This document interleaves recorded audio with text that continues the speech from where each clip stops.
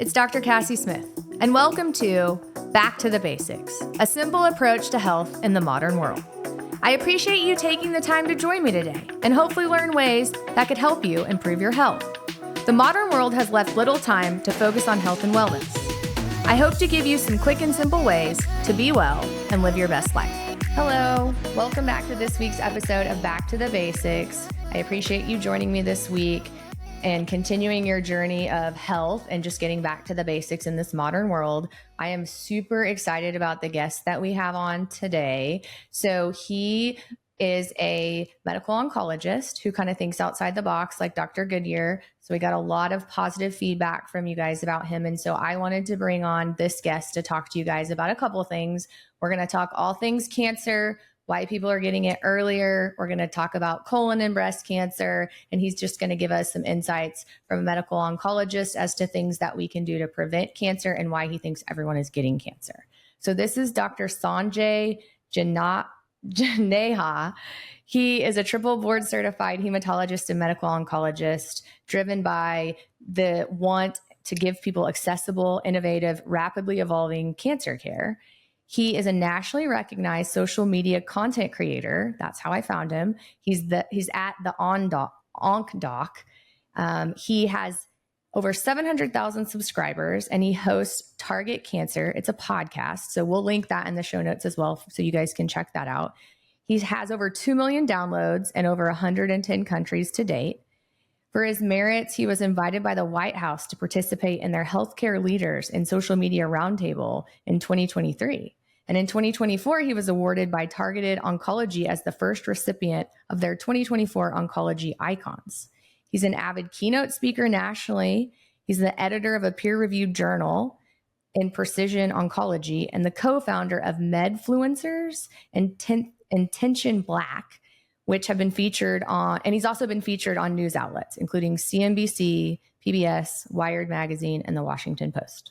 So please help me welcome Dr. Sanjay to the Back to the Basics podcast. Thank you for having me and that intro. I'm actually very basic. I'm probably your most basic guest. I just think it's a tough conversation that people are afraid to have. And I always kind of consider myself like just a layperson with a medical degree because I was not raised medical and I need to understand things to trust them. And I think people deserve that. So, it's been a wild ride, but one that's very humbling. So I figured out, you guys, that we have a few things in common. One of them is that. So you guys know that I'm very basic too, and I like to talk to people like they're in the 5th grade. I think that's fair. My patients will tell you that. I try to make sure that I'm, we're all on the same page. But then he grew up in Oklahoma, you guys. He was from Shawnee, Oklahoma. That's where he was born, right? I was. And I'm going to share a quick anecdote because I wasn't there long. I do remember just my school was on top of a hill, and I was like beelining through Barnes and Noble, being late to something, I'm sure. And there was a book that I just glanced at, and it said 101 facts you didn't know you wanted to know. And I'm still running to through it to get to the other side. And I thought to myself, that is one audacious statement to say 101 facts you didn't even know you wanted to know. Like, that is an assertion that I think is brazen and bold.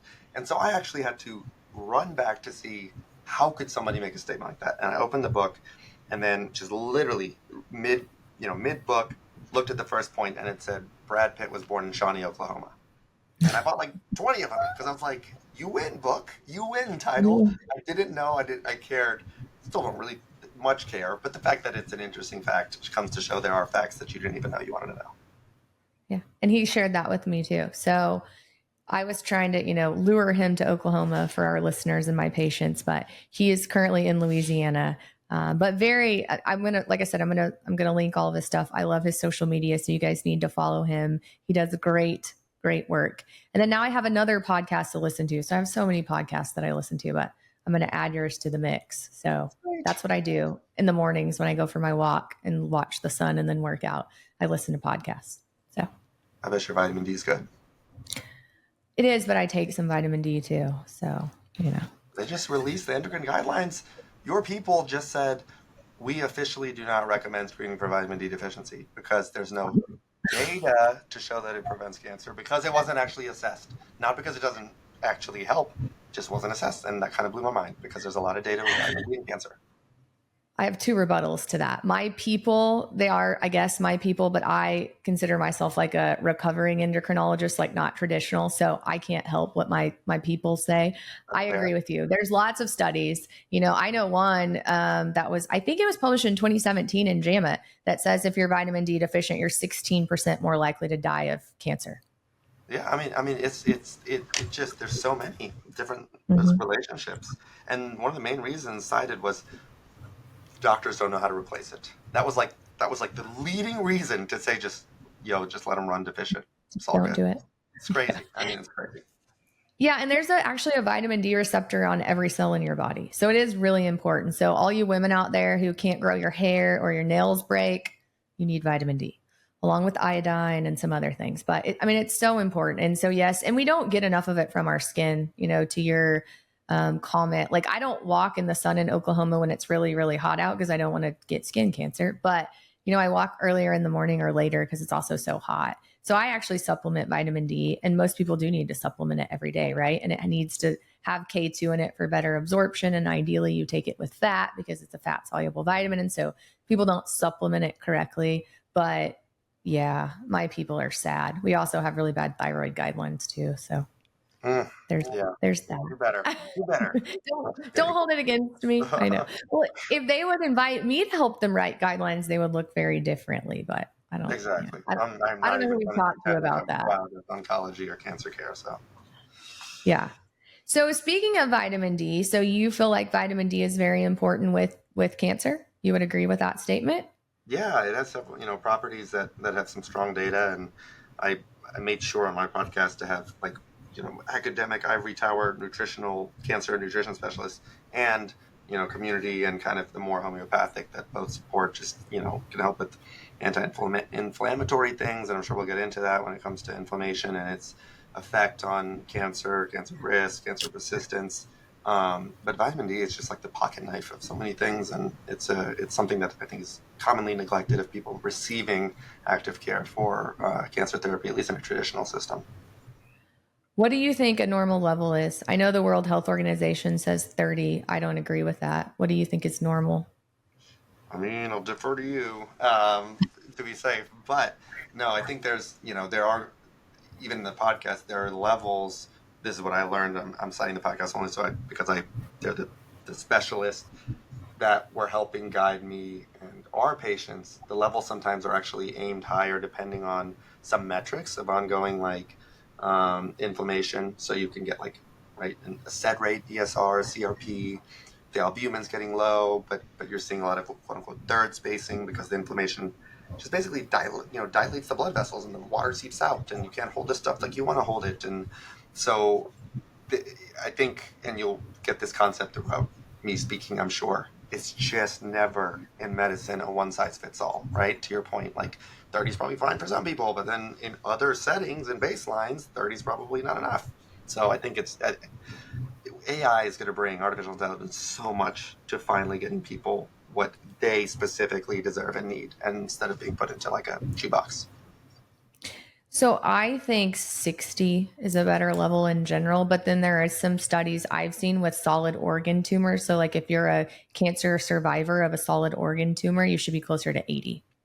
Yeah, I've read that too. And again, that's a unique, circumstance. Doesn't necessarily mean 60 or 80 is great and someone else or ideal. And again, machine learning AI, I just am a big believer. That will finally undo the problem that we've always had in medicine and oncology is you're just limited to the analysis of those, 500,000 people you assessed in that study, rather than millions of people where you can tell their outcome and stuff and say, oh, interesting, vitamin D and 40 in this group or cohort, if you're African American or if you have a certain kind of cancer, seems to correlate significantly differently with how the cancer evolves and people's survival than a vitamin D of, Y level, so X and Y. And so we can all of a sudden just appreciate all of these things that we know are multifactorial, even down to your own genetics, where you grew up, blah, blah, blah.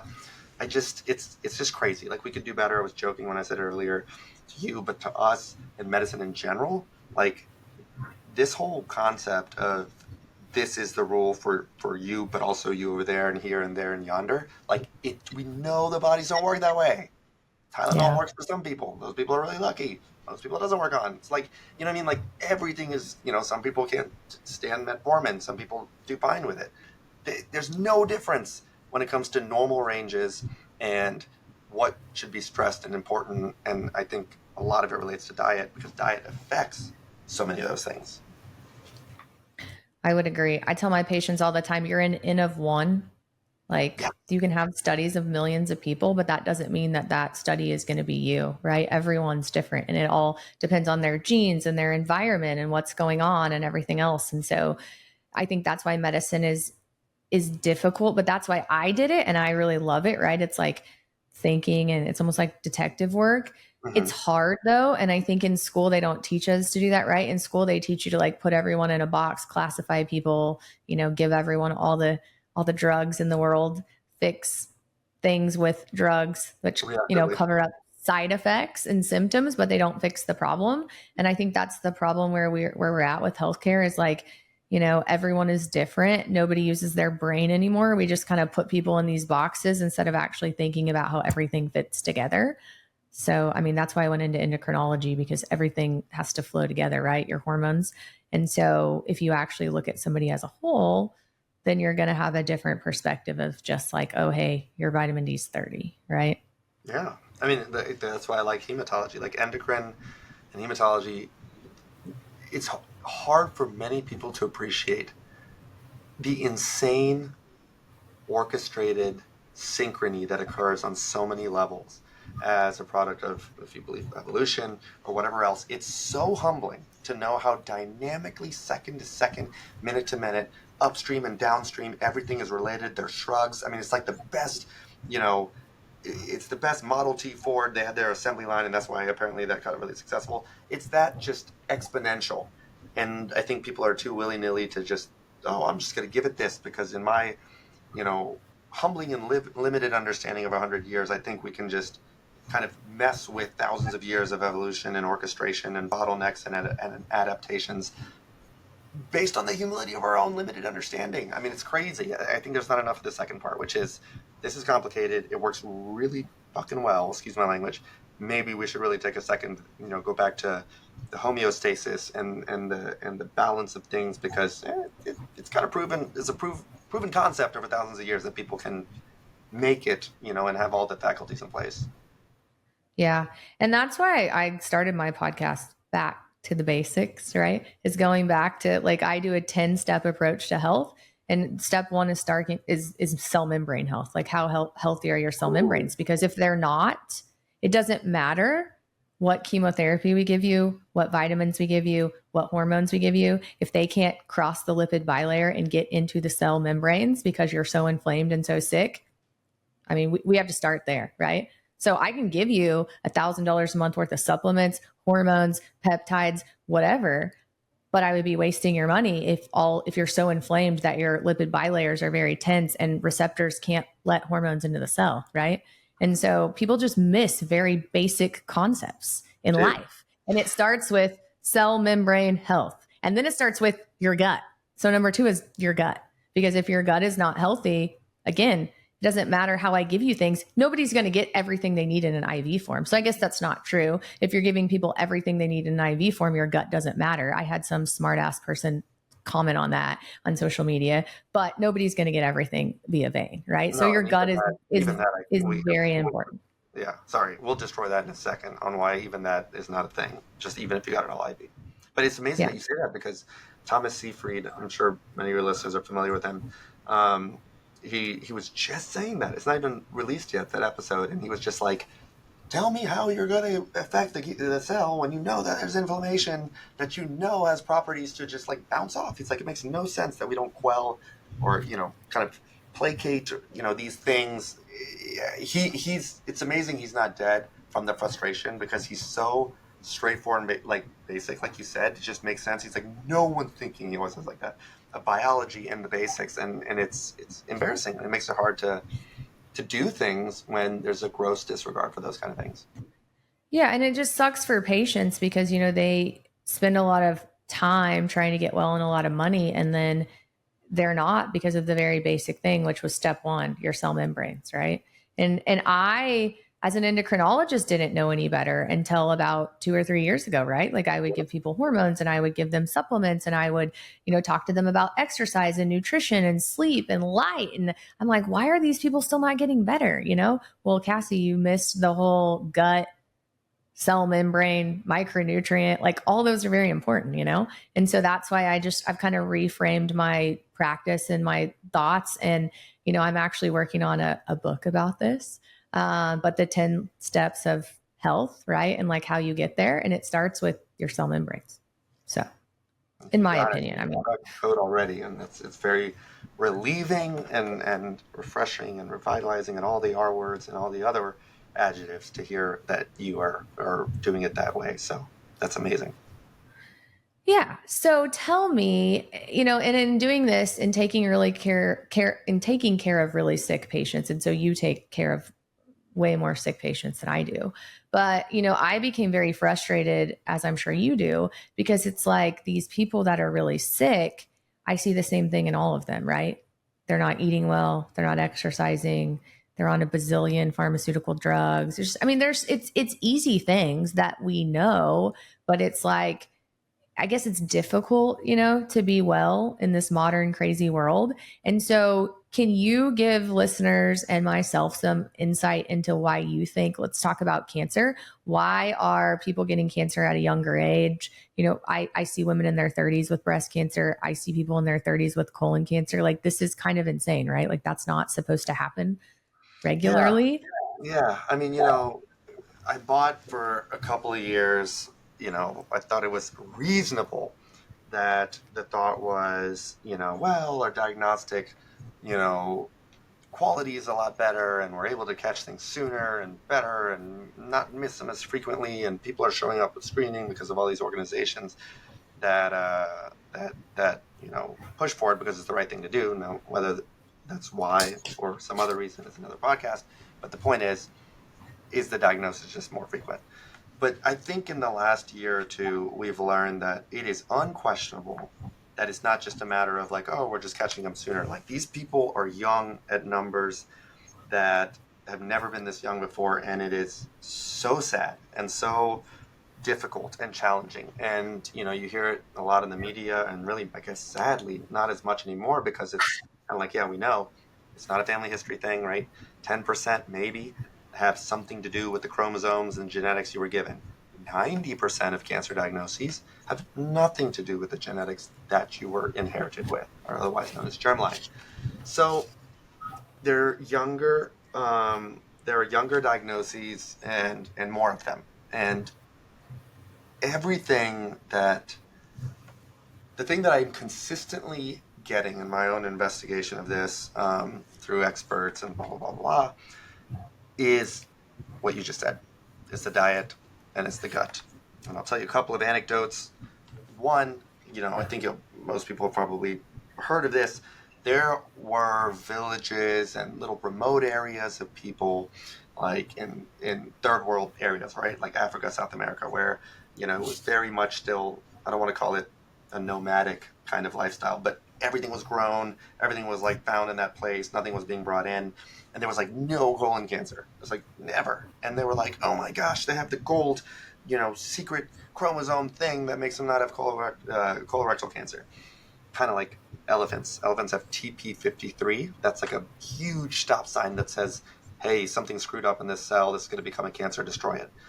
Elephants have like 8, I believe, 8 or 12. So that's why they rarely get cancer, like them and some big whale, because they have a bunch of regulators. So they thought it was the same thing with this human population. They brought them to America, and it's like, oh shit, like they're starting to get cancer.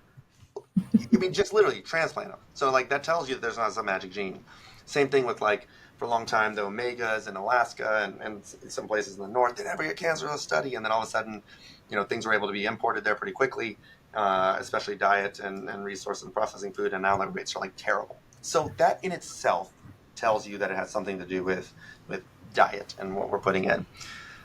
Now, you could go all over the place and down huge rabbit holes and basically never eat anything ever because of when you try to isolate something as the reason. It's this seed, it's this thing. What I think the safest way to proceed for now is we know the immune system gets its workout and gets its Floyd Mayweather training from your gut. We know this. We know because of your world, or what I think of you are kind of like related to, which is allergy immunology. We know people's allergies are going crazy because everyone uses sanitizer and everything, and you can't walk around barefoot. We know that the incidence of allergens and things not doing well aren't like what they are when people ran around and just did whatever and weren't as conscientious. Because your immune system gets dexterity with exposure. And also, your gut gets dexterity or robustness by having a bunch of different like gut challenges and learning things like legumes. You always hear that. What the heck is a legume? Nuts, seeds, like fiber, prebiotics, probiotics, and fiber. You want a nice, robust, trained gut because that relates to your immune system. Why does that matter? Because your immune system keeps you from getting cancer. Anyone listening to this, if your immune system was crap, then we would have cancer by now. We've already beat it, in semantics multiple times if you're listening to this, because your immune system took care of it. We learned this with AIDS when, all of a sudden people had shot immune system. Their lymphocytes were nil. And we saw horrific cancers we'd never seen before. Like where did this come from? This is so bad, so ugly, it's so aggressive. And then you reconstitute the immune system, and all of a sudden the cancers without therapy would start getting better. So when your T cells and antibodies and lymphocytes are narrow because of literally the fact that we always have some form of meat for the most part, some colorless carb and vegetable 90% of the time, if your gut is narrow, if your gut's, dexterity is narrow, your immune system is narrow, then a lot of things escape it. You want a broad immune system to say anything that even looks sketchy is taken care of. And that, I believe, and I think many are recognizing the value of. Now, sorry for talking nonstop, but there was this whole thought of like fiber. We've debunked that a little bit. The high fiber diet, we used to say all the time, is like fiber is what prevents colon cancer. Now, it's not all wrong, but we're not sure that just having fiber itself decreases the amount of colorectal cancer. It's the fact, because people started supplementing fiber, and we're like, oh shoot, I think we over, kind of valued this. But if you're getting your fiber from vegetables and fruits and all kinds of other stuff in a natural way, that kind of fiber, the thought is, feeds with prebiotics and good gut health. That then makes your immune system more robust. I have a couple of kids, right? I think, who knows, I lose count. There's really just 3, but they're crazy, and this dual personalities. And,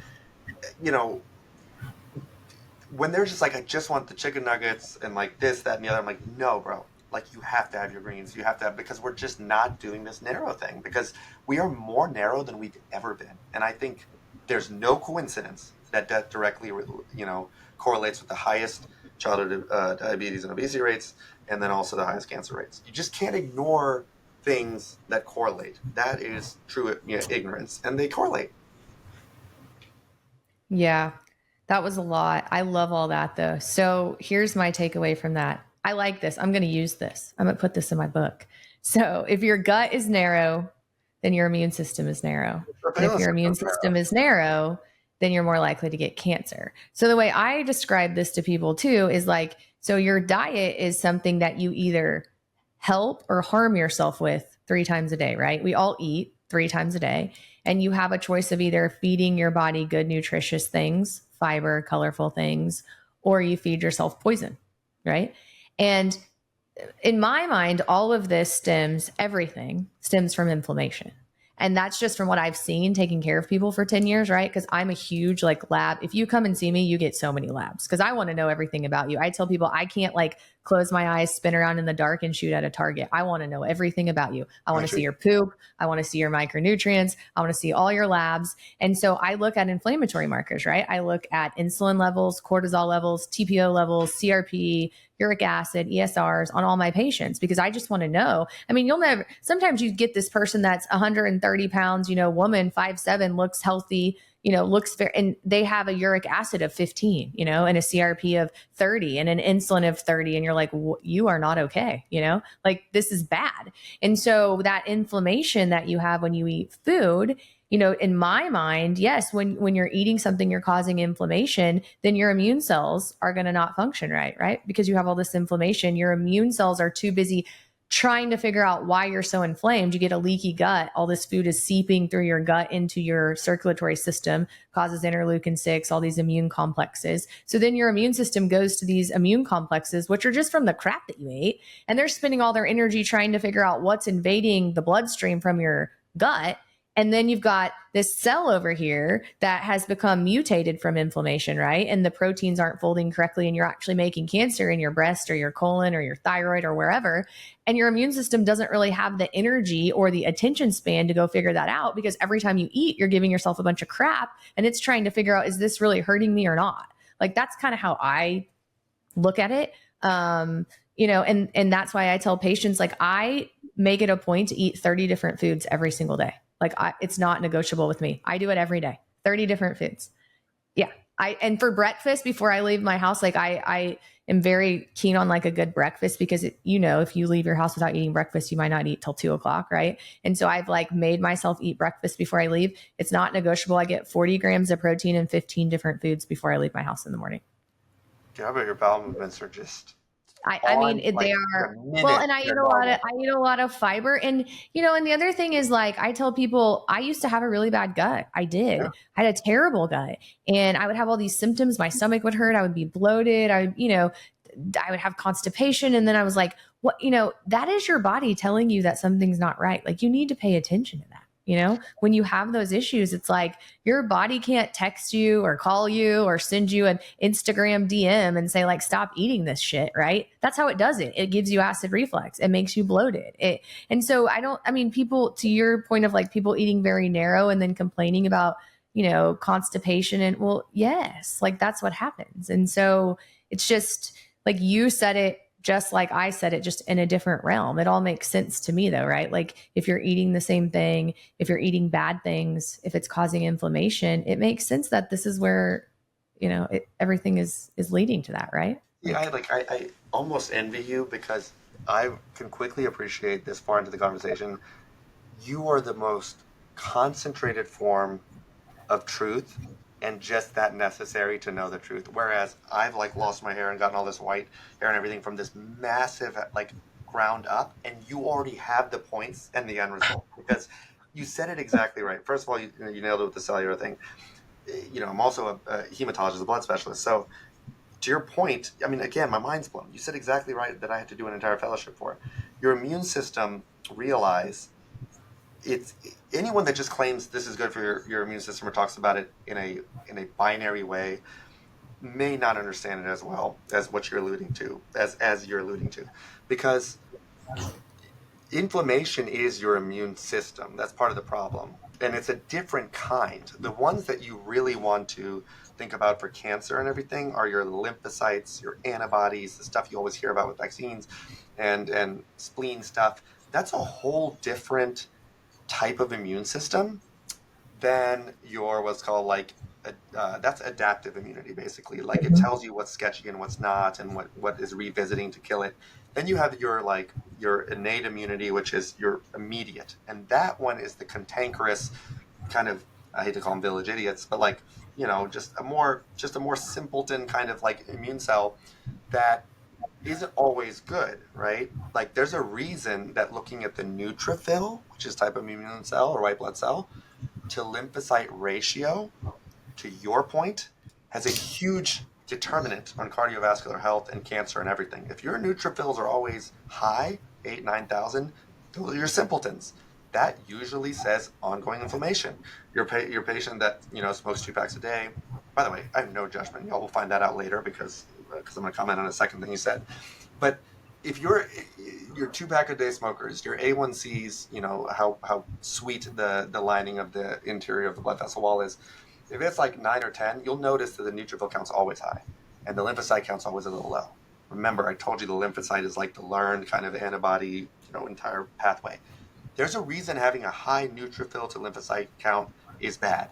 because it's a direct marker for that ongoing bad inflammation, which calls the cantankerous simpleton people and actually dissuades or repels or polarizes the good stuff that would want to take a look but can't because of the frenzy. And that's your point on the inflammation. It actually deters the other ones that are a little more refined, the academics, and I can say that as a community oncologist. And that's an issue. The one thing that I can't say disagree with, because everything you described is the right way to do it. But I believe, or I lean more towards, it's not so much what you can't eat or shouldn't eat, it's what you should eat. Meaning, I don't want anyone here, at least me personally, and you may know more about this stuff than me, so I defer to the disposition of your listeners. But it's okay to have a Big Mac, a hot and spicy. I'm like, anything you enjoy, I tell my patients to start there. I don't have a problem with you eating it. I just need your gut to be taught how to be and get that robust immunity, especially for recurrence or relapse, by having a bunch of green and colored and peppers and legumes. I was like, please diversify your gut so I can bolster up the immune system.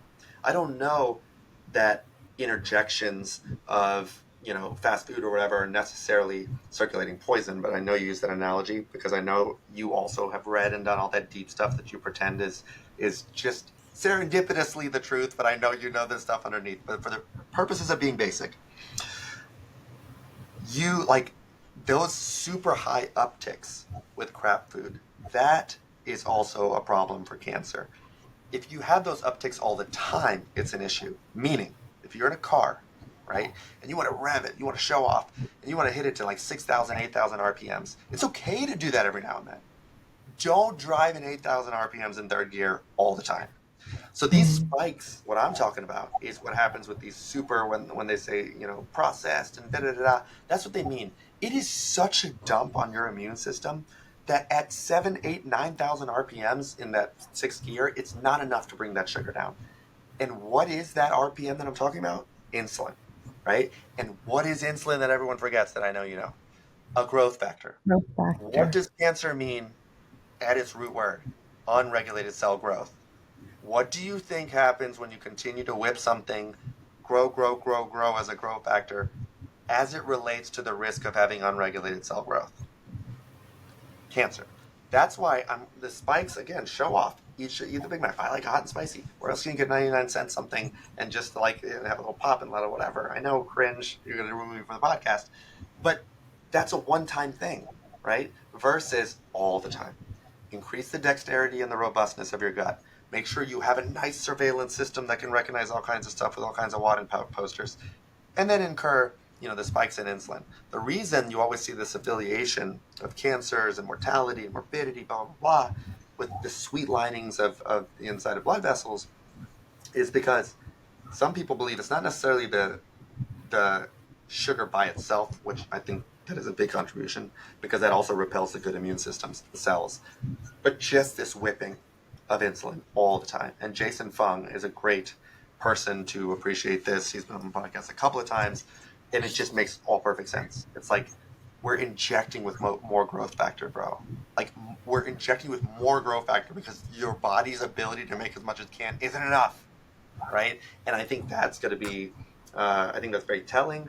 And I think that's why, to something else you wanted to talk about, GLP-1 from a cancer standpoint and unregulated cell growth, say what you will, I think it's going to be mind-blowing what happens in the next 5 to 10 years, 5 to 9 years, as far as cancer diagnoses, cardiovascular issues, anything to do with the blood vessel wall and lining, which directly relates to your immune system, and cancer rates. I just think, even economically, I think the costs are going to go down so much because of what you said. The pro-inflammatory properties of obesity and fat cells. We know by themselves they have inflammation surrounding them. This is, as somebody that struggles every now and then, like I have to refine what I'm doing because I get overweight, technically on the BMI scale. And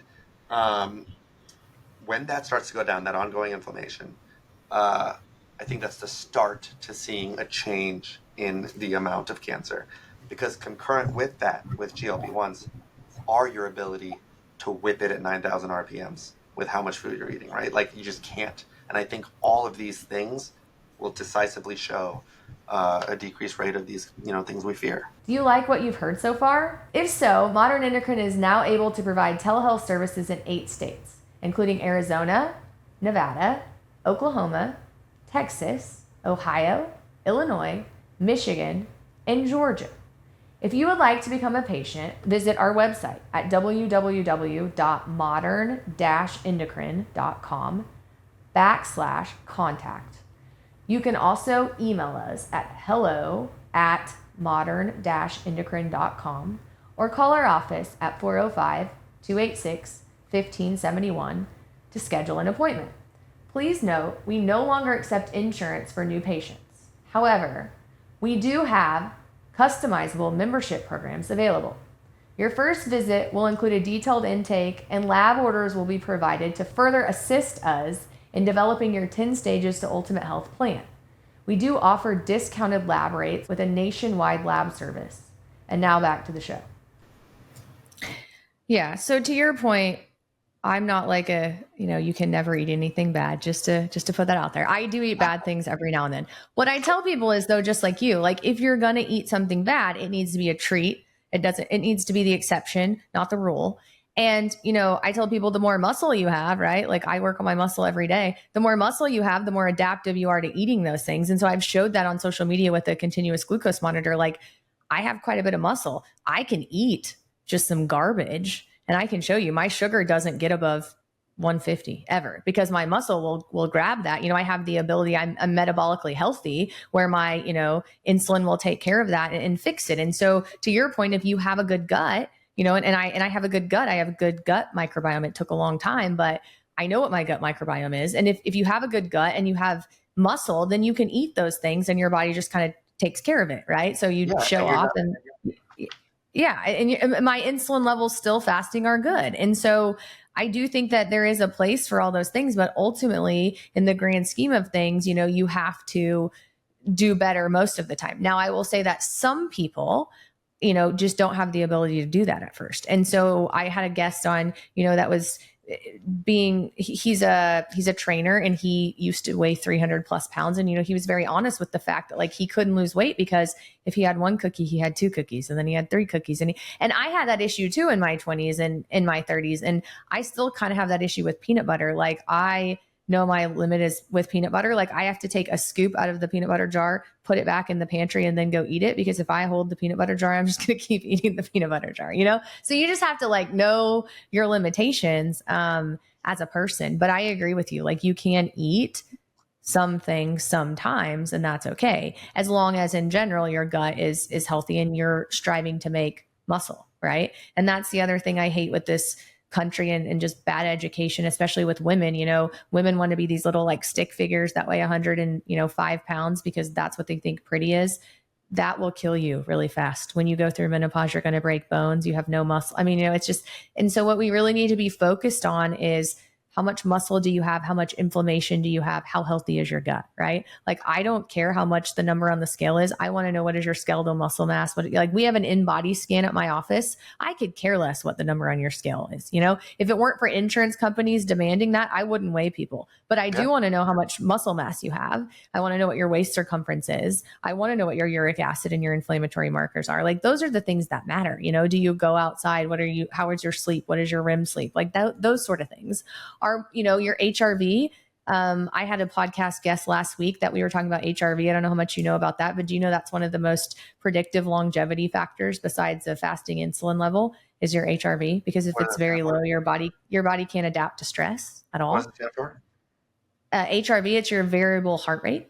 Oh, yeah. So like how your heart rate varies throughout the day. So that, and then, and so if they let me write guidelines, like somebody should let you and I write some guidelines. I would write some guidelines based on HRV, your uric acid, your insulin level, things like that, your symptoms, just GI symptoms, do a checklist. And I guarantee you, I could classify people, your obesity, your waist circumference. I could tell you who's going to get cancer and who isn't.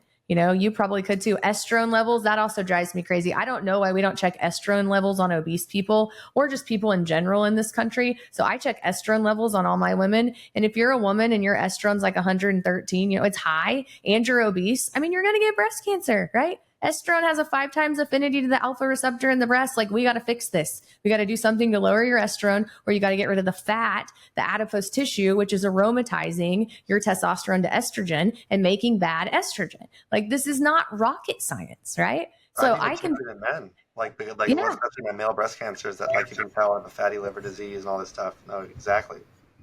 Yeah. And so it's frustrating. And to your point too, like I tell people this all the time, that your number one risk factor for, I think, cancer is obesity and inflammation, right? And it's inflammation, but obesity causes so much inflammation, right?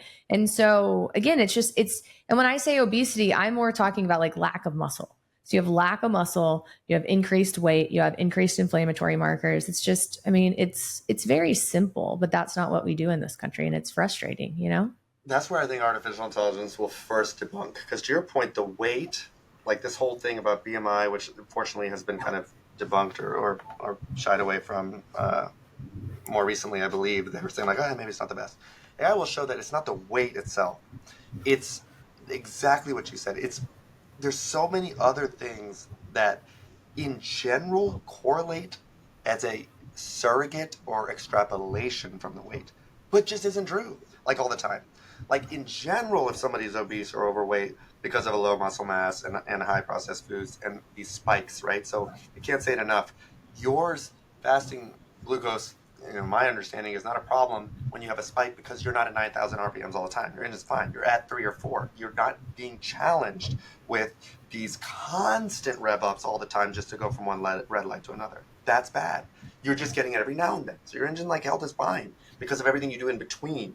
So anyone listening, I want to say this because if somebody's listening and they're like, I'm that 300-pound person with the cookies 1 and 2 and 3, and I cannot imagine, going around it. The place to start is what I would say is you can do and eat the things you're doing if you find it impossible. But just at first, go 50-50 with the stuff you're not doing, right? Fermented foods, the yogurts, the wheats, the whole wheats, the grains, the legumes, the fruits and vegetables. If you had 2 cookies, cut up a bunch of zucchini and peppers, throw some garlic, put it on a pan, whatever. I strongly believe within 6 weeks, with you still consuming, it won't be as much because you're getting full in between, but the same constellation of things that people say are, crap or not good, and they're not, that you'll still feel significantly better because you're decreasing your inflammation, like you said, and also helping the dexterity of your gut from the things you're actually giving it, not necessarily not giving it. And then when you see the proof of concept, that's when it becomes easier to start replacing some of those things that you can't imagine giving up because you have a proof of concept. Prove it to yourself first by not taking out the stuff that you eat, but not doing it all the time. Giving that engine a break by having the stuff I'm telling you and that you're telling them. And I just believe, and I've seen it myself firsthand, people are like, I get it now. Like I get how the healthy stuff helps the gut, and now I want more of the healthy and less of the spikes. And that to me is just such a big factor. To your point about the variable heart rate, there was a study that I don't know why it didn't go more viral, a good tight study. If you had 6 to 7 minutes of quote unquote intense exercise, so you have to have your heart pounding, get a little shorter breath, 6 to 9 minutes a day, I believe it was 6, you had about a 29 to 34% less chance of having cancer in your lifetime. Period. Why? Because of exactly what you're saying. The same dexterity we're talking about, that robustness, that kind of, can do anything like an MMA fighter of the gut, which is also the immune system. The same thing applies to your sympathetic and adrenergic system and parasympathetic. And if you can handle these pockets, these small pockets, it just improves the healthy adaptive part of your immunity. That inflammation, even of sorts that you get, that distress, helps tempering and attenuating and nullifying and quelling, or whatever fancy word to just neutralize. It helps the regulation process. The reason I am disgusted with myself is because I've been burning at both ends, doing social media and practicing full time. I'm going up to 90, with my heart rate, just fucking wiping myself off the towel in the morning and putting, lotion on my legs. I'm like, this is so unhealthy. Been an athlete my whole life, and that would maybe get me up to 65. Having that variability is also for downstream secondhand reasons to everything that you're saying, which is why I said you're the best concentration of truth. I've never said that to somebody, is another factor that actually does downstream go into your adaptive immunity and the regulation of different constituents of your immune system, and specifically the healthy ones. Yeah. And, the other thing I think people miss with their diet is fat. So we kind of made fat the bad guy in this country, right?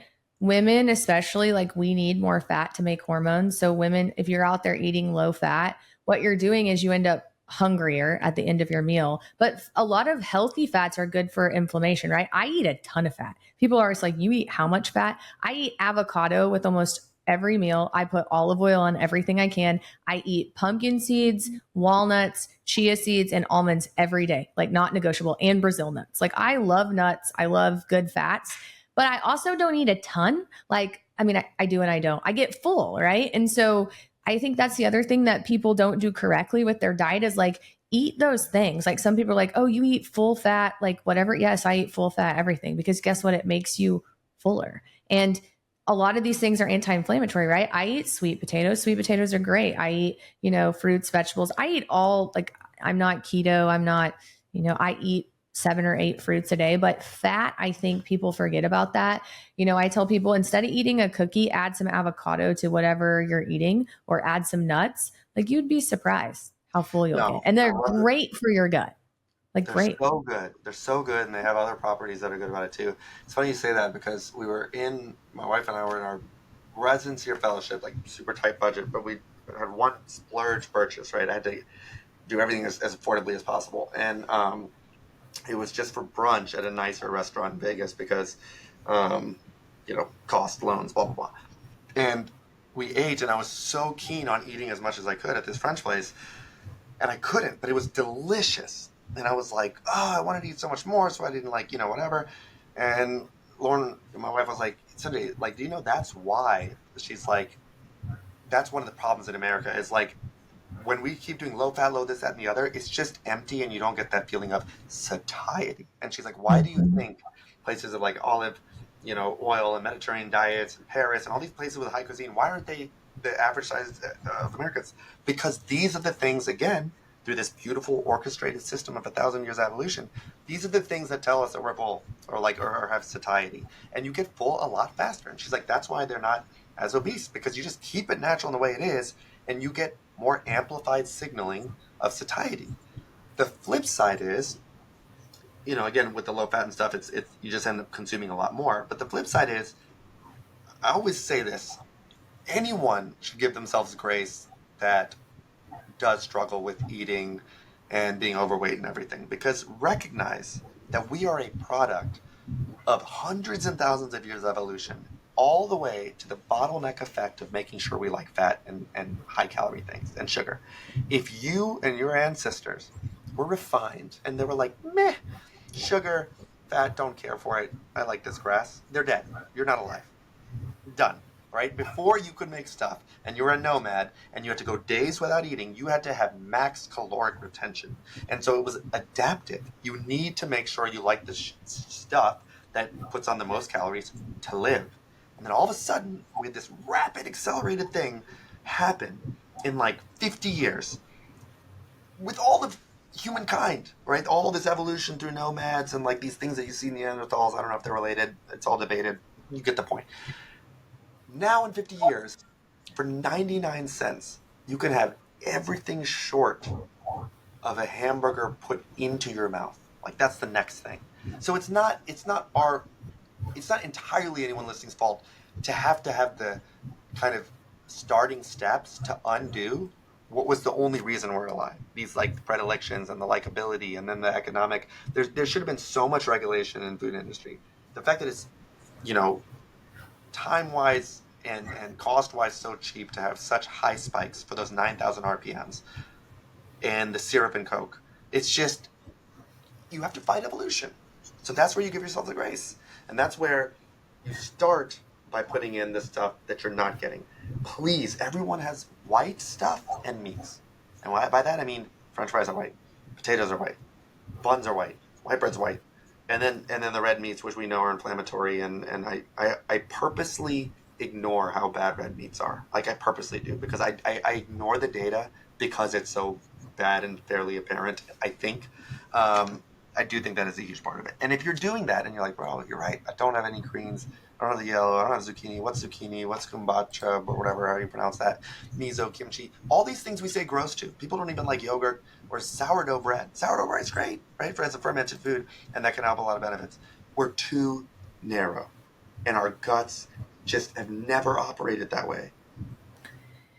And I would say, what got me turned on to fat, I'm a recovering diet Dr. Pepper addict 4 times in my life. So I don't do any soda anymore. I most recently got off the bandwagon. Unfortunately, this year in May, I had a really, really stressful May, and I had one soda, and I got back on soda for about a month. I mean, it is so addictive. Like for a month, I couldn't get back off the soda. But when I originally quit it like 5 years ago, the way I quit was eating fat. So I was one of those people that like I ate low fat everything, and I read this study about how it makes you full. And so I started incorporating avocado and olive oil with my breakfast, right? I usually have eggs and then I'll put olive oil on. I put olive oil almost on every meal, or I'll eat olives. And then I have either, like I said, avocado, or I'll do nuts.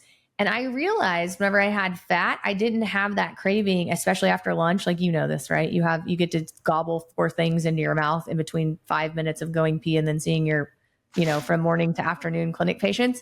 I would always, I would always want my Diet Dr. Pepper at 1:00, right? Like you're like, that's how I'm going to get through the afternoon, right? That I realized that if I ate a good source of fat and then gave myself a minute and started seeing patients, I didn't want that sugar anymore from my soda. And so that's how I got off of it. Was I literally I love avocado. So I would take an avocado to work, and I would have like a spoonful of avocado when I was done with my lunch. And then I was like, okay, go to the bathroom, have a minute, go see your patient, a couple of patients. And then if you must have a Diet Dr. Pepper, have one. And that would go away. Like that, that sugar of like, it goes away. But again, on the very concentrated truth aspect, part of that is because of something you know very well, and I'm sure you've said before, is this relationship of ghrelin and leptin. So the problem is satiety is also a signal. That's kind of what happens with GLP-1 stuff, right? And I'm sure you've said this 1,000 times. But from what I've read, it takes about 15 to 20 minutes of having the peristalsis, a fancy word for your guts moving, and the distension, all that stuff that comes with it, to start sending a signal of, yo, I'm starting to get full, I'm starting to get my cup filled. And the problem is, I don't know if anyone's traveled to Europe, again, I did it on a low budget, it's like painful how slow everything is. Like the appetizer, the bread, the check, everything is terribly slow. But an average lunch lasts something like 40 to 45 minutes. In America, the average lunch for a professional is within 18 minutes. That's not even enough time to start the signaling of fullness and satiety in your body. Not even enough time to start. And we've consumed the entire meal, this plate I just showed you, which is always the stuff that they give us, breading, lasagna. I would consume that by the time my signal started. So what you're doing is you're biohacking and I do that like when I can and have time. If I'm starving, I don't know, I'm about to tear the lunch up that's catered, I make sure I force myself to eat a protein beef jerky thing, like you said, even the kind of crap ones, that like whatever Slim Jim stuff. But like I just take 3 or 4 bites and then see my last patient. Because why? Now in the 15 or 20 minutes, satiety's kicked in, and suddenly it doesn't want to do its fat consumption and sugar consumption, high calorie consumption, which again is what GLP-1 does. It basically forces you to kind of have that process primed and ready, so that you're already like in a low grade satiety, as I understand it. You know better than I do. But that's why, unfortunately, with all these things we're saying, our tongues are primed for it. That's how we're alive. The average lunch is, in America, it's under 20 minutes. It takes that long to kick in. These are all the reasons that it's like everyone deserves grace. No one's fucking talking about these things, and it just takes these little things to be like, yo, I see. Like, of course, I'm de-biohacking myself all the time because that's what I've been taught, and what you're doing is just telling them like, this is what's natural. Yeah. And so my trick is, and this is really easy, go anywhere, a grocery store, and they call them pepitas. It's sunflower seeds, y'all. Get some pepitas in a big thing. I buy walnuts and I crunch them up, and I put walnuts in there and I put Brazil nuts in there. 15 minutes before I'm going to go to lunch. So like when I'm going in to see my last patient, I take a handful of that and I eat it. That's all good fat. Then you go see your patient. Then when you get ready to eat, I eat my protein first. I always have a little bit of avocado with olive oil. And then I go to like whatever else I'm going to eat. You won't eat as much. And like, that's my kind of my trick. If we're going to go out to dinner, my husband and I, that's my go-to. Or like, I'm like you, I'll get a little, like I like Paleo Valley. They have beef sticks that are, grass fed and all the things. But if you'll just like, everywhere I go, my husband laughs at me. I have these little containers I take with me of pepitas, pumpkin seeds, not sunflower seeds, pumpkin seeds, walnuts, and Brazil nuts. And I'll just eat like a little handful of it. And you'd be shocked what that will do to your, and it's good for you, by the way. It's good for your gut. They're anti-inflammatory. So that's three of my, yeah. I mean, it's so good. And walnuts are good for your brain. They look like little brains, people. They are so good for your brain. Almonds, like, you don't have to have a lot of them. And so there's just little things like that you can do because, I would love to set for 45 minutes and have lunch. I'm sure you would too. I can't think of a time in my professional career I've sat and ate lunch for 45 minutes, like ever. Right. So you have to work on like ways around that to make yourself happy. I've done my podcast for 2 years and have worked so hard to have the deepest experts, like some of the Harvard, Stanford people, like William Lee and all, just whoever, to have a very diversified, approach rather than being narrow, I guess, like analogously or metaphorically. You are like saying everything that took 2 years took, like it's all in one person, and my mind is being blown. But you're saying all of the things that has been a 2-year learning journey in 45 minutes. I mean, you nailed it. It's crazy. And I'll say quickly, also, like there was a big study that showed, well, not big, but multiple studies that showed that even pear consumption, because of the prebiotics and the gut that it fosters, people that consumed, I don't know what it was, like a pear a day on average, or like 2 or 3 a week. I don't remember. I'll have to look it up and put it in the thing. But they had a significantly better response to immune therapy if they got cancer than non-pear eaters. And it goes back, I do separate a little bit inflammation and good and healthy immune system. Let me put it that way. I think inflammation is one problem that tempers the healthy immune system. That's one big player that drops the healthy immune system. That's ongoing inflammation. But I do think there's other things that can bolster it, like everything you're saying, everything that you're talking about with eating, the gut, all of that stuff can also help it if the inflammation has to stay for whatever reason, which it doesn't. But my point being that the good immune health happens directly from your gut as well. And so that dexterity, that versatility that you're talking about, that same immune system is the one, we're curing cancer now. Stage 4, like renal cell melanomas, people are cured years out and stopping therapy. Stage 4 with immune therapy. We're going back to the basics, as you aptly, just brilliantly, almost scarily, wizardry, sorcery-ish have done with your podcast title and everything you're saying. We're going back to the basics on that. If we know it works when you have cancer, and we already know it works with the whole HIV, AIDS stuff, and tons of mouse models, you wipe out the lymphocytes and mice get cancer like crazy. Prime that with the gut and with the greens and with the fibers and with everything that you're talking about. And then bonus points, try to decrease the thrashing. That's the 9,000 RPMs with insulin spikes as much as you can.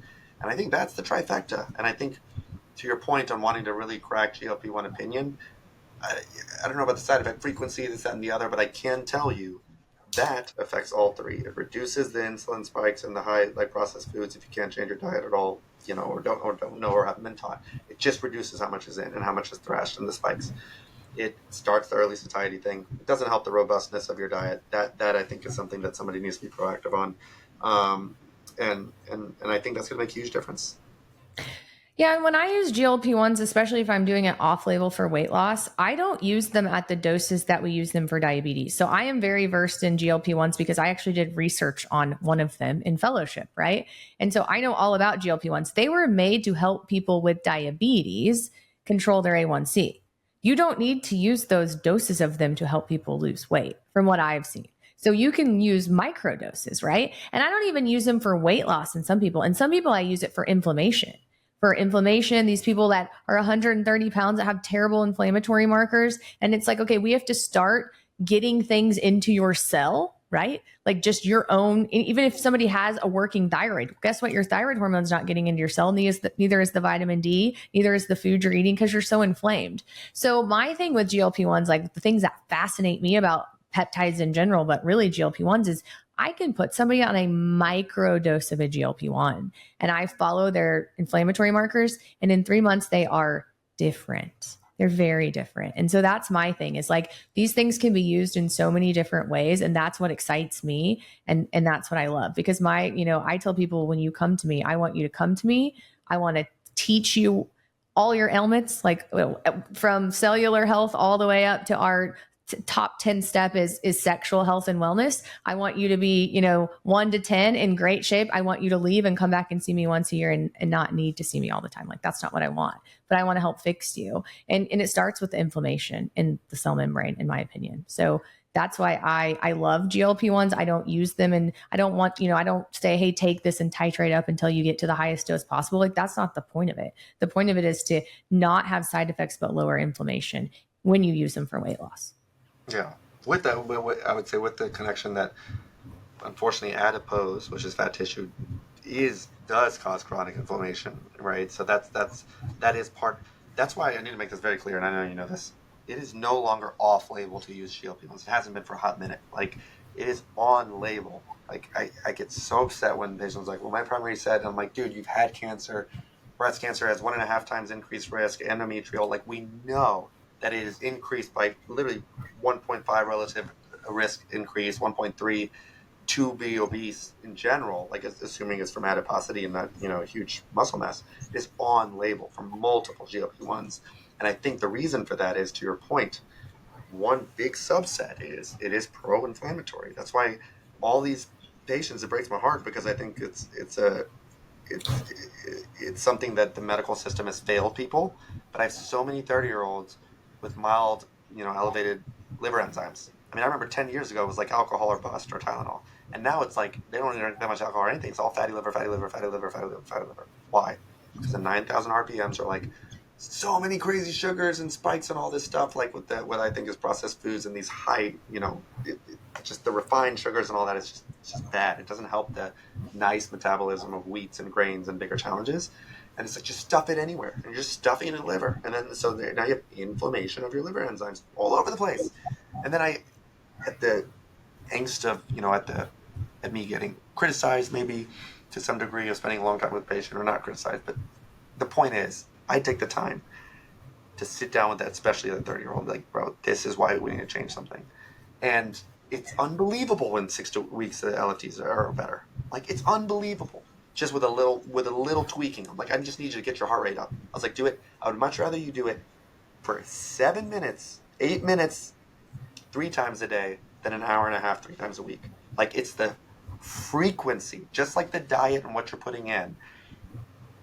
Even if we measure something in 24 hours, we made that number up, right? That's what we deem to be a day. A week, we fucking made it up. It's 7 days. The point is, you have 2 days, when you start and when you die. If for the most of it, the more, variable heart rates you get up more frequently for shorter period of times, probably better than 2 or 3 times at an hour and a half, because you still have 5 other days that you didn't do anything and you sat around. It's everything has to do with not overcomplicating it and doing it the most often. And I think those have huge dividends. And it's unfair because people just feel that things have to be radical, and they don't. Like just 7 minutes, just do some push-ups, jumping jacks, dance to your favorite song. But if you do it 7 times a day, you have huge downstream benefits, I believe, and the data is starting to show. Yeah, make it simple. And the other thing to your point is we actually see kids with fatty liver now, and there are kids on liver transplant lists because of fatty liver disease because of our food, which is insane. And I see fatty liver disease in a ton of people, and most people want to blame it on alcohol, and I'm like, this isn't alcohol because your ALT is higher than your AST. This is from your food that you put in your mouth. And tons of people that don't drink have fatty liver disease. Yeah. Yes. So I want to ask you a couple questions quickly. I know we got to wrap up, and then at some point I want to have you back and pick your brain about more in-depth stuff. There were other things I wanted to ask you, but this was awesome. Why? So your take on red meat, if it's grass-fed, if it's, are you still like, we shouldn't be eating red meat, even if it's grass-fed, antibiotic free, or what is your, because there, there's people that say lots of different things. I don't think in the literature they really look at grass-fed, antibiotic-free red meat from what I have found. So what is your thoughts on that? Do you have any? So I will start by saying I have some, but it should not be taken with seriousness because, like I said, I do avoid on purpose because I eat red meat, like going deep down.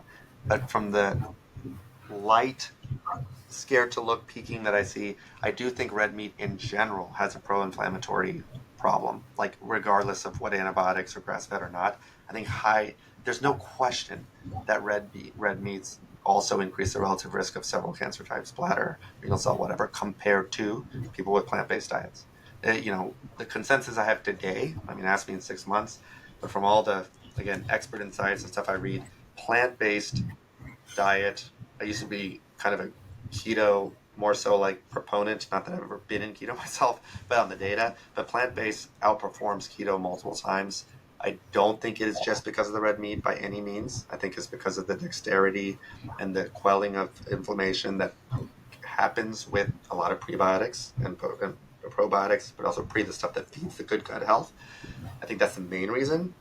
But outside of that plant diet, I do see stuff that I'm choosing to ignore, like for myself, I mean, not for my patients, that the red meat diet, that's why in general, in the African American population, like it's not uncommon to see strong, good athletes with longevity and I haven't eaten red meat my whole life. Like some people are genetically more predisposed to problems. There's no question, and that's where I think what's called phenomics or multi-omics or pharmacogenomic health, all of these things will play a huge factor that AI can figure out because they can just look at observations. It's just like having 10,000 scientists that are just statisticians in a room all the time on people of every kind.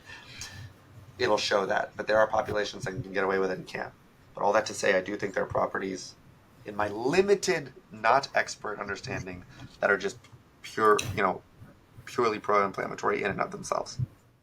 Okay. So more fish and chicken, people. Yes. And then just like the miracle thing. Briefly, we don't have enough time to talk about all this, but I'm going to give you my stance really quick on something and then I want yours. And we didn't talk about this at all. So we may be on very different spectrums. But as far as hormone therapy, right? So I do a lot of hormone therapy. I am very pro bioidentical hormone therapy in women and men, but especially in women. And so the question I get asked the most is, doesn't hormones cause breast cancer? My answer to that is no, if they are done the correct route, the correct dose, the correct frequency, your levels aren't super high, and we're doing them bioidentically. My interpretation of the WHI was that progestin caused breast cancer. Estradiol did not, testosterone did not. And so what is your take on if a woman comes to you and they say, I'm on bioidentical hormones, it's being monitored, their levels aren't super high, they're not having side effects. Are you going to tell that woman, oh my gosh, you're going to get breast cancer for being on bioidentical hormones? Everything was going so well. No, I'm just joking. Totally joking. No. So look, anyone that tells you that where we are in our traditional medicine understanding wasn't with, I think, severe undertones of sexism is a liar.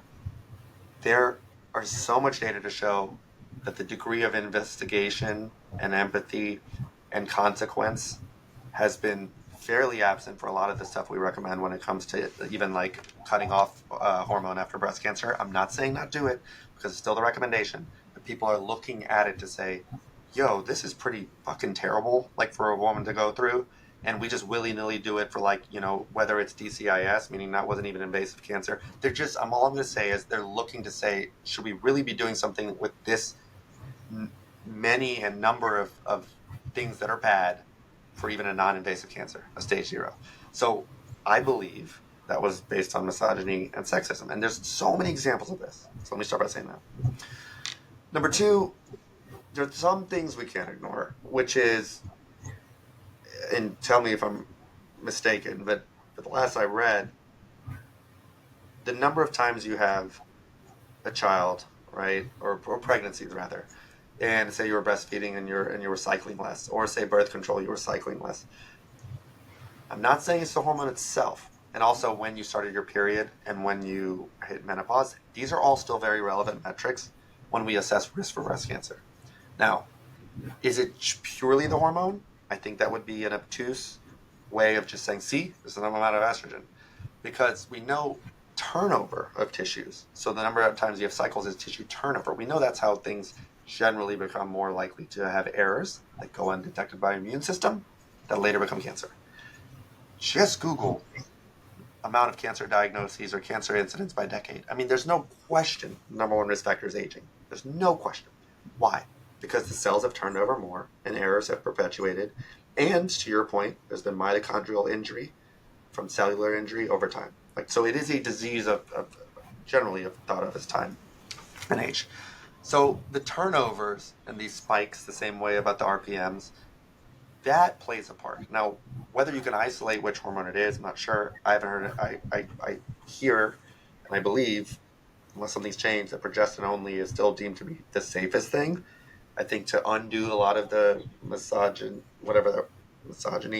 and or sexism undertones has been undone. Now they're starting to say, they used to say any hormone's bad, and now even the most rigid, right? Ivory tower people are like, well, topical vaginal estrogen cream is okay, so that they can, again, I think it's so sexist, like they can, have that quality of life preserved, and it doesn't seem to affect it. So there's a slowly undoing, but it's only grown to say how much we thought at one point, or we're recommending firmly, we are permitting more now. We're more open-minded. When I say we, I mean them, the traditional medicine. So to your point, I think there's a very healthy discussion and a reasonable one on, did we get it right, or was it just based on obtuse stuff?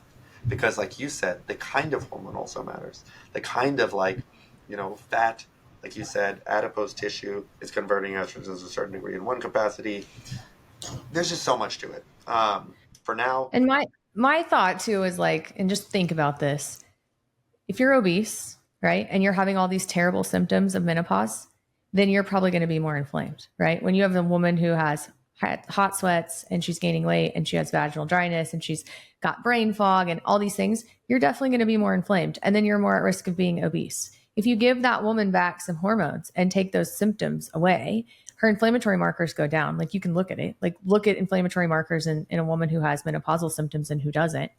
And so if you take that inflammation away and you take that weight away, then that lowers your risk of cancer right there. So there's just, again, back at the basic levels, whether you agree or disagree or, and everyone's going to go through cancer or menopause differently, right? That's my thing. No, should you give every single woman that goes through menopause hormones? No, if they're not having any symptoms and they feel well, great. But if they come into you with symptoms and they say, I can't think and my mood is terrible and I'm gaining all this weight around my stomach and I'm hot and I'm, yada, yada, yada. Those things make you unwell. If you can't sleep, if you're gaining weight, all those things are going to cause inflammation. And so then I think you're doing them more of a disservice of saying, well, you can't have hormones because the misogynistic, whatever, sorry, deal with it. I have people who say, well, my doctor said deal with it because I'm, that's just how it is. I'm a woman. And I think that that's really cruel. And I think that that's crazy. And I think that if we're really, again, going back to the basic, not even looking at the hormone, if we're looking at what is your uric acid, what is your CRP,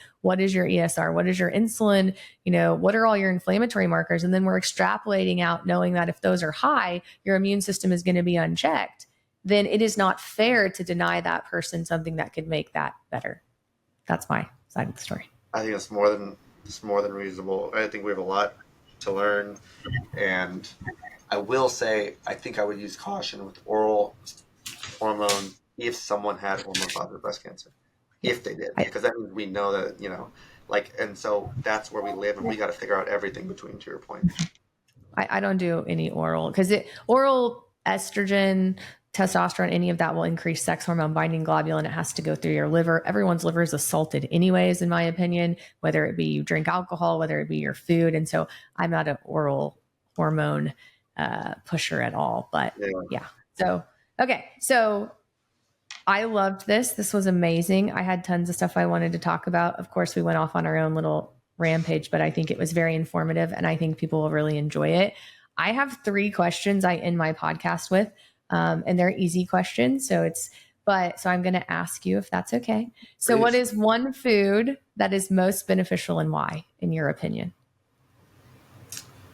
Oh, one food, like one ingredient? No, one food. I just like this. So I like this for listeners to be able to try to start making small changes, like you said. So I have a lot of people who say the same things, but different things. And so this is just like, if a listener hears this, like, oh, I like that food. I'm hoping that will encourage them to eat more of it or just to incorporate it every day. And I want you to explain why you think it's beneficial. And it can be anything, easy. I think I'm between pears or spinach. But spinach, it's green. It's not, a lot of people are like, oh, superfood, this, that, and the other. But it has good prebiotics. It's rich in, nutrients, micronutrients, which I'm sure you've talked about. Maybe I'll edge it with pears, though, because pears have that kind of robust, fiber feel to it, and the study with the immune therapy thing. I'm just going to go with that. I think, as we talked about, variety is the key, but I like pears. Those are perfect. Nobody has said spinach or pears, so I like that. Nobody said spinach? Nobody has said spinach. I get a lot of eggs. Tons of people say eggs. I get a lot of eggs. Blueberries. I've had some walnuts. But okay. What is one easy health tip that anyone can do that's free? And I want you to focus on cancer prevention. So what is one easy thing that people could do that could help prevent them from developing cancer that's free? The 6 to 9 minutes or 10 minutes a day, or multiple times a day, or screw it, 3 or 4 days, just out of the week, just to start. Anything. It's not for the calorie burning. It's not for, weight loss. It's not for, doesn't take a headband to go and capture your sweat. It's just to help rev up the healthy properties, and to your point, the variability in your heart rate. If you are getting tachycardic or fast heart rate, like me over the last couple of months, just doing aggressive, rub down, that I think without question makes a difference on your cancer risk and overall health. So get your heart rate up, people. And then what is one thing you wish you would have known about your health 10 years ago that you would have done differently? I wish I would have thought about things in the way I've said a couple of times today, which is eating healthy doesn't have to come with excluding the unhealthy. If you're young or if you just haven't figured it out, just eat healthy and unhealthy at first. That's better for so many reasons. I hope you can appreciate in this podcast than just being unhealthy. If you've always tried to make that jump and you're I will when I'm 27, I will when I'm 30, I will when I have a kid, and things get busy, just start just adding, because it's not so binary. And if you just do that much, you're more proud of yourself. There's not this ripping off a Band-Aid because you're still eating the same stuff, but you have stuff in between. They're already pre-made, even if you want. And I think that's going to pay dividends in the long run. I love that. One of my favorite sayings, it's actually going to be in a neon sign in my new clinic wall, is it's the direction, not the speed. It's all about the direction, not about the speed. You don't have to be lying. Nope. You can't go from doing nothing to being perfect, and nobody's perfect.